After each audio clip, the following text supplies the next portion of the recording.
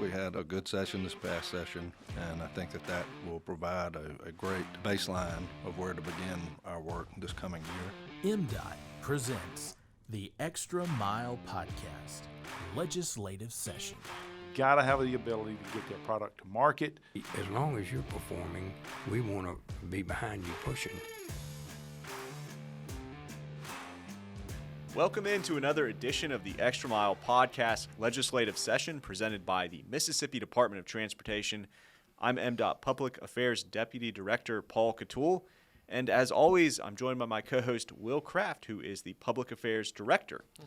Today's episode is being recorded on March 9th. We like to note that the session moves pretty fast, and Will, we are truly sprinting towards the finish line of the 2023 legislative session. Got it wide open. That's right. Wide open is Will's buzzword there. And during today's episode, we're going to be joined by a new guest, MDOT Chief of Staff Jeff Ely, a man who does a lot behind the scenes to make the agency go. Jeff, thank you so much for joining us today. Thank you for having me. Jeff's done a lot, and he's a stalwart, as you just mentioned. He's been here for a while, so occupying that chief of staff role, a little bit newer than a lot of the other things you've done. So you got into that in 2022, right?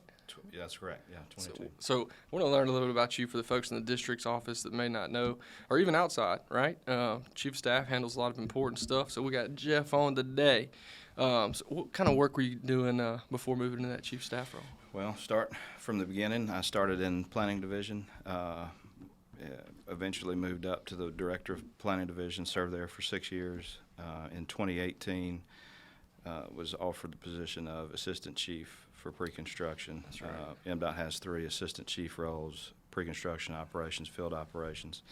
While I was in the pre-construction role, we had one of our 3 retired, so there was a period where we consolidated the work between 2 of us. It got pretty crazy for a while, but eventually we brought on a 3rd and then reshuffled all of the roles. And then I moved out of the pre-construction role into operations. So I've served in 2 of the 3 roles. And then in February of 22 became chief of staff, and my claim to fame is I am the longest serving chief of staff. That's right. Yeah. MDOT has had. My predecessor was in the role for about 6 months, and before that, it didn't exist. That's right. There we go. Jeff, can you tell us a little bit more about that role? What do you kind of do day to day? Yeah, What do you not do? What do you not do? There's no 2 days that are ever the same. A lot of days I come in with plans and good intentions, and it goes in a totally different direction from what I expected. But my main goal is to serve the staff, to make sure that the staff has the resources that they need to serve the traveling public. Beyond that, I support the executive director in whatever he has going on at the time. But really, it's some matters are technical in nature. Some matters are more personal, just bouncing ideas off of each other, and it's been exciting. It's exciting every day. You never know what's going to happen. Sure, and I appreciate the dynamic that you and Brad have. He's often said having you in that role was so critical and beneficial because he's not the engineer, right? Sure. He's a decision maker, a great leader. He's awesome for our agency, but he really, I think, values having your engineering experience and expertise on a lot of things. So I think that dynamic between you guys works really good, right? Yeah, absolutely. It was a little intimidating at first when you're the chief of staff for the chief of staff of the governor, 2 U.S. senators, and Sure. Another state agency. But the dynamic is really good there, and I think that it's effective in helping the department. Or I hope it is. Oh, I would agree. Yeah, Absolutely. So we want to give you an opportunity as the chief of staff to kind of sell working at MDOT. We just had Engineers Week, but if you're interested in any kind of career, we have a lot of different kind of things here. So sell the agency, sell MDOT for us, Jeff. Yeah, well, I'll tell you. 21 years ago, I didn't envision myself working for the state or working for MDOT. And then it's just how the Lord led me here, and things just progressed naturally. It's certainly been exciting. There's always something new, a new project to work on, something very unique. You get to work with a lot of great people. You internally, you hear a lot about the MDOT family, and I'm telling you, you don't really realize that dynamic until you've been here and you've been a part of it. So, I think every young EIT for a period goes through a period where they work for MDOT and they look, is this really where I need to be? And of course, I went through that. And came out the other end with an offer, and after really thinking through what I had here and what was available on the other side, I didn't want to leave here, and I'm glad that I didn't. So I've been with MDOT for 21 years. Of course, people get to a certain point in their career where they start counting down the days or looking at what retirement looks like, or how long do I need to be, and I have never run the numbers. I have no interest in running the numbers, and I'll be here as long as it works out in the best interest of the agency, because it's just a great place to be. No doubt. That's the MDOT awesome. family is real, for sure. Yeah. It's not just And if I'm not mistaken, you there's maybe a couple of the assistant chiefs you were in school with as well? Or? Yeah, well, so two of them are a little ahead of me, and one of them is well behind me. Okay. But that's the other thing about MDOT is as you go through engineering school, you get really close with the folks you're in school with, and you're studying together. You're just doing life together, and then when you come to MDOT, you're a lot of those people. You end up crossing paths, whether it's, working at the agency here, or, some of them are internal. We still stay connected, through work. So, yeah, it's really neat. And my point, I guess I should have added the context there. My point to that was that, it's maybe more so than other places, you grow together.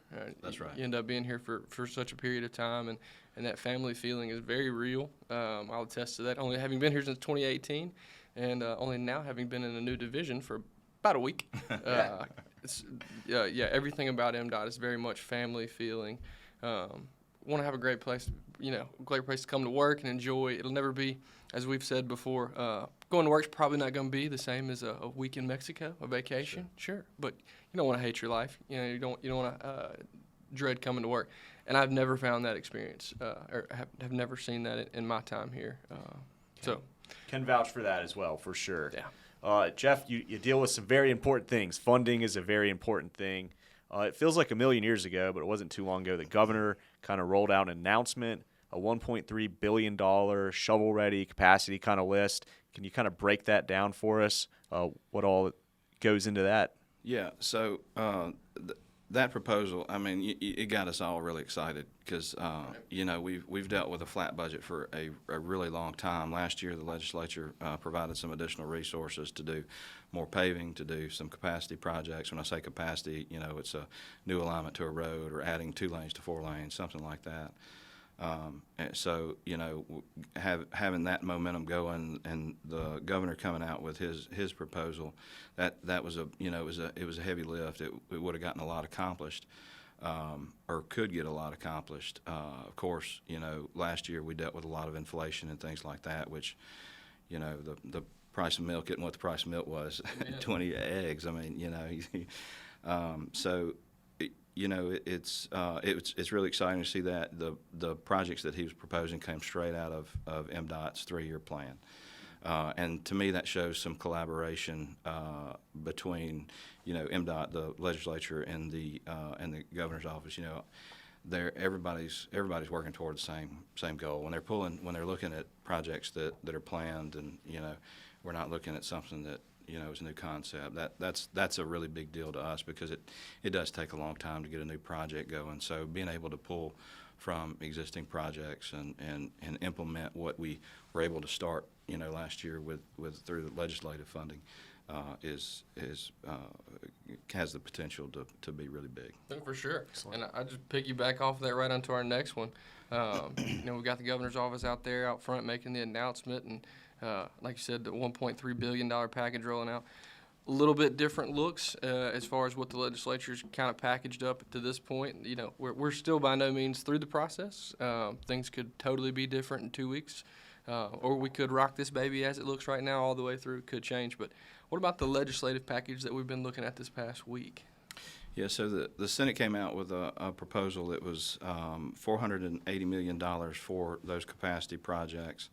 In addition to that, $100 million for the Emergency Road and Bridge Repair Program, which, that, if you're not familiar with that, it's had a huge impact on the state and a lot of the local bridges. We've been able to get a lot accomplished through that.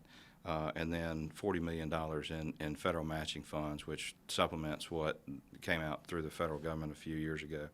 As that moved into the House, it grew a little bit. You still have the $100 million for Emergency Road and Bridge Repair Program, the $40 million in match. They increased the $480 to $650 million. So obviously we can get more accomplished with the additional funds there. And then there's in the House's proposal, there's $10 million for the multimodal program. So we currently have MDOT invests $10 million into transit, aeronautics, rails, and ports and waterways every year, and this will supplement that. So you're essentially doubling that program. And that actually, the House's version passed through the Senate today and has gone to conference. So we're real optimistic that we'll all come out very well. Hot off the press, That's folks, right That's there, right. right out of committee today. No doubt. It's really good to hear that transportation is the forefront of the conversation over there across the street, no doubt. Let's shift a little bit. It's a big election year in Mississippi, and with elections come campaign signs, and there's an MDOT element to that. Can you kind of talk to us about the safety and kind of litter elements of campaign signs? Yeah, absolutely. So there's state laws that restrict how we where certain objects can go within the right of way, and the commission does have a policy on campaign signs, but just to kind of hit the high points is no signs on the interstate, and of course we see those. That happens. We don't want anything that's going to be a safety hazard. So if it's in an intersection and it blocks sight distance for somebody who's trying to cross through an intersection or make a turn, that's dangerous. We don't need to be there.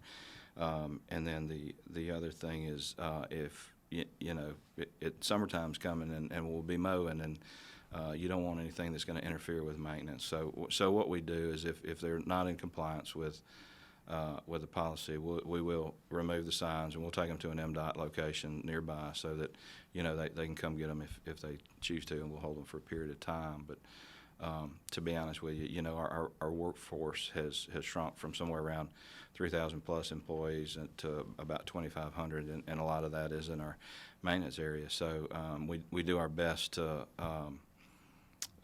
carry out the policy, but we're not going to get every sign, and we're not going to actively go out and take down a sign that doesn't need to be taken down. If somebody's got one that's in what they would see is in their front yard, and they mow their front yard to the road, that's not much of a priority for us, because now if they're in our right of way and it's somewhere that we mow, that you don't want to chop it up. That's right. That becomes litter. So That's exactly right. Well, and what you just said, litter, a little bit on my own soapbox here, but I've put out lots of campaign signs in my short lifetime already. I've worked on plenty of campaigns, and I have found in my experience it wasn't really ever that difficult to find out where you could or could not put signs and that they would be safe and they're fine.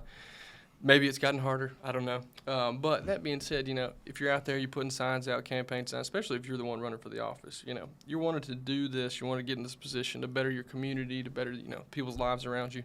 Well, pick your signs up afterwards, right? We don't want to leave those things sitting out there in litter, especially county roads, growing up in Delo, Mendenhall. I think there are still signs for people that ran for office 20 years ago, nailed to trees and posts that you see just driving down the little roads. So that was my soapbox on there. Just pick your signs back up, folks. Let's keep it clean out there and get it picked back up. Don't trash Mississippi, right? That's right. that's right. There we go. Just one more thing. Legislative hearing today on infrastructure, roads and bridges. Yeah. Can you tell us what kind of went down with that? Yeah, absolutely. We had some good conversations this morning. And the way this hearing this morning worked was the Senate was invited to come and meet with the staff, or we were invited to go and meet with the Senate, I guess is what I should have said. And they came through in small groups, so we did a third, and it was an opportunity to sit down with senators and just to talk, just to explain how MDOT funds work. MDOT's a very complicated agency. Our funding is even more complicated because you have federal requirements, you got state requirements.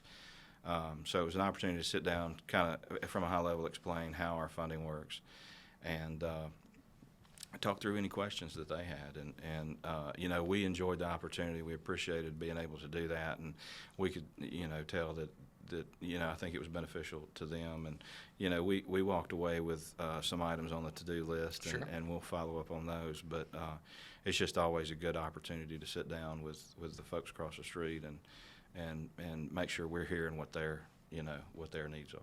Yeah, That's yeah, awesome. hey, coming from the public affairs folks down here, we love communication. So Sure. anytime we're over there communicating, I think it's probably a good thing. Most of the time, anyway.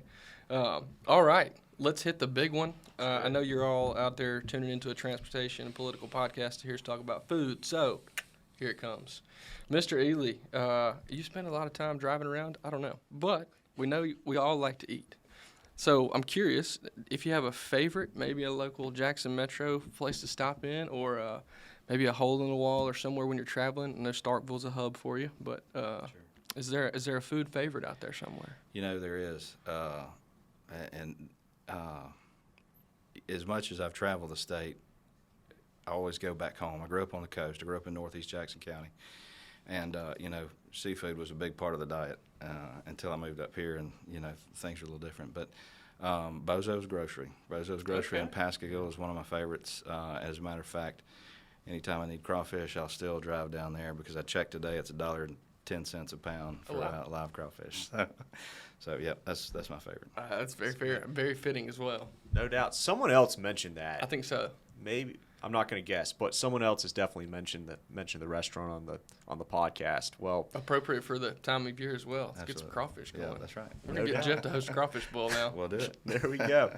Jeff, thank you so much for coming in and speaking with us. Lots of great information behind the scenes of MDOT. Thank you. I appreciate it. Yes, sir. All right, let's just wrap things up. Thank you for our listeners tuning in to the Extra Mile podcast. Remember, you can watch and listen to episodes by visiting gomdot.com/the extra mile. Follow us on social media at Mississippi DOT is the handle. We want to thank our producer, Katie Hornsby, our editor, Drew Hall, and remember to drive smart out there on Mississippi highways.